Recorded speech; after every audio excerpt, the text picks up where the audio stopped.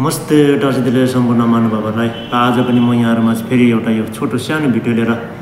उपस्थित भइसकेको छु र आजको भिडियोमा चाहिँ यहाँहरुलाई इम्पोर्टेन्ट यो पनि धेरै महत्त्वपूर्ण छ र यहाँहरुले यस भिडियोलाई स्किप नगरिकन हेर्दिनु भन्ने आग्रह गर्दछु र आजको भिडियो चाहिँ यो झुङाङा भन्छ पञ्चतत्व है यो सिङखाम है मेखाम साखाम च्याखाम र छुखाम यो पाँचवटा तत्त्वहरुको चाहिँ माबु ढाडक भन्छ माता पुत्र शत्रु र मित्र है यी पञ्चतत्त्वहरुको यो माबु ढाडक भन्छ माता पुत्र शत्रु र मित्रहरु चाहिँ कुन खामको कुन पुत्र कुन खामको कुन मित्र कुन खामको कुन शत्रु र यो बारेमा यहाँलाई एउटा छोटो जानकारी लिएर आएको छु र यसमा चाहिँ हजुरहरुलाई आफ्नो दैनिक यो साथीभाइसँग कुनै व्यापार बिजनेस पार्टनरशिपमा गर्न आँटेको छ भने यी कुराहरु थाहा पाउनुहुन्छ हजुरलाई धेरै उपयोग हुनेछ र विवाहको सम्बन्धमा पनि हजुरहरुलाई यो धेरै फाइदा हुनेछ है कुन खाम विवाह गर्नु हुँदैन शत्रु पर्छ मित्र पर्छ यी सबै यसबारे जानकारी हजुरलाई हुनेछ भन्दै म आजको यस विषयलाई अगाडि बढाउन गइरहेको छु र त्यस्तै गरेर सिङखामको माता है सिङमा छु भन्छ काष्ठको माता चाहिँ जल है कसरी जल हुन गयो भने चाहिँ काष्ठ भनेको बिरुवा र बिरुवा उमार्नको लागि चाहिँ पानी चाहिन्छ तर त्यही कारणले माता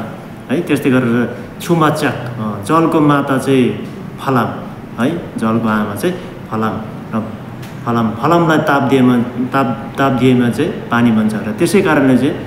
फलामको आमा चाहिँ जलको आमा चाहिँ पानी है त्यस्तै गरेर च्याकमा सा फलामको माता अथवा आमा चाहिँ माटो है कसरी भन्दाखेरि चाहिँ माटोबाट चाहिँ धातु फलाम प्राप्त हुन्छ र त्यही कारणले चाहिँ माता भएको र त्यस्तै गरेर सामा मे है माटोको आमा चाहिँ अग्नि है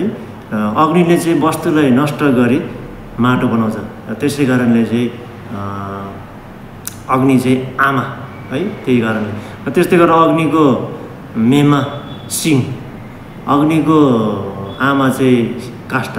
है काष्ठबाट अग्निको जन्म हुन्छ र त्यस्तै गरेर पुत्र है सिङ्गुमे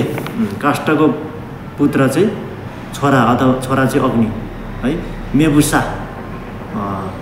अग्निको छोरा चाहिँ माटो साबु च्याक माटोको पुत्र चाहिँ फलाम है च्याकबुछु फलामको पुत्र चाहिँ पानी जल है छुबु सिङ भनेको चाहिँ यो तपाईको जलको पुत्र चाहिँ काष्ठ र त्यस्तै गरेर शत्रु है सिङडा च्याक काष्ठको शत्रु चाहिँ फलाम किन र कसरी भन्दाखेरि चाहिँ हजुरलाई यो काष्ठलाई चाहिँ फलामले काट्ने भएकोले र फलामले भनेको के अरे फलामले जित्ने भएको कारणले चाहिँ अनि काष्ठको शत्रु चाहिँ फलाम है त्यस्तै गरेर च्याकडामे फलामलाई चाहिँ अग्निले चाहिँ पगाल्ने भएको कारणले चाहिँ यो फलामको शत्रु चाहिँ आगो है अग्नि त्यसले च्याकडामे मेडा छु आगोलाई चाहिँ फेरि पानीले चाहिँ पगाल्ने पानीले चाहिँ निभाउने भएको कारणले गर्दा चाहिँ र आगोको शत्रु चाहिँ पानी भएको र फेरि पानीको शत्रु चाहिँ छुडासा है छुडासा पानीलाई चाहिँ फेरि यो जमिन माटोले रोक्ने छेक्ने भएकोले कारणले गर्दा चाहिँ अनि पानीको शत्रु चाहिँ माटो भएको र साडा सिङ है फेरि साडा सिङ साडालाई चाहिँ फेरि सिङ काष्ठले चाहिँ फेरि छिया पार्ने है यसरी जराहरू गाड्ने भएको कारणले चाहिँ अनि त्यसरी माटोलाई छिया पारेर जराहरू बिरुवा बोट बिरुवालाई चाहिँ त्यस्तो जराहरू हानेर छिया पार्ने परेको कारणले गर्दा चाहिँ यो माटोको शत्रु चाहिँ यो के अरे काष्ठ है सिङ काष्ठ बोट बिरुवा र त्यस्तै गरेर फेरि यो मित्र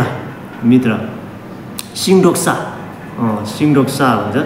कसरी सा यो मित्र भयो सा चाहिँ यो काष्ठको चाहिँ भन्दाखेरि चाहिँ माटोमाथि चाहिँ बोट बिरुवा अडेको हुन्छ है र माटोले चाहिँ साथ दिएको हुन्छ है माटो चाहिँ साथी भएको कारणले अनि सिङडोक्सा काष्ठको साथी चाहिँ माटो है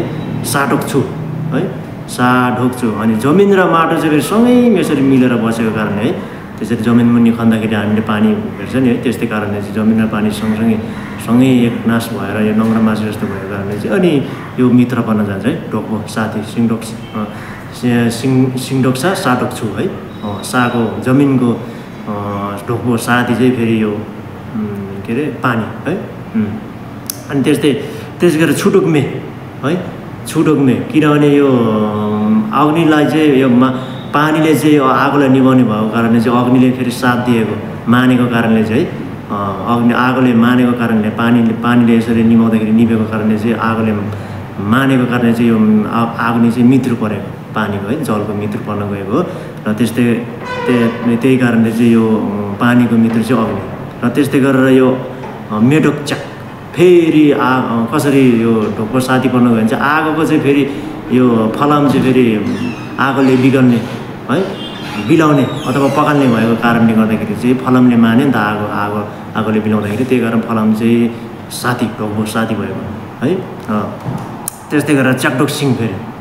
च्याकडोकसिङ भन्दाखेरि फेरि फलामले चाहिँ काष्ठलाई काट्दाखेरि चाहिँ काष्ठले मानेको कारणले गर्दाखेरि चाहिँ काष्ठले साथ दियो नि त फलामलाई, त्यो कारणले चाहिँ फेरि फलाम के अरे फलामको चाहिँ साथी चाहिँ काष्ठ भएको हो। र यसमा चाहिँ हजुरहरूले यो कुनै व्यापार व्यवसाय गर्ने बेलामा